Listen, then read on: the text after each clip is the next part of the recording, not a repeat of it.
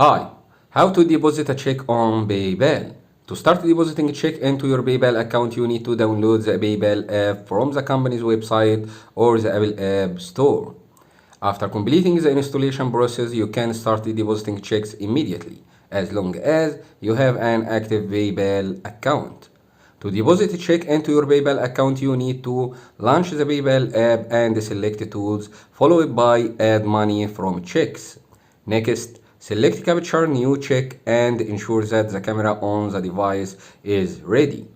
You will need to take clear pictures of the front and the back of the check, making sure that it's signed before doing so. Complete the process for one check before starting it for another, ensuring good lighting and no other object in the frame, as long as the picture is clear and all writing is visible. The check should be accepted. After taking clear pictures of the check and ensuring all information is visible, you need to manually enter the check amount and click Process Check to finish the deposit process. PayPal takes around 5 or 6 business days to process the check and verify its authenticity.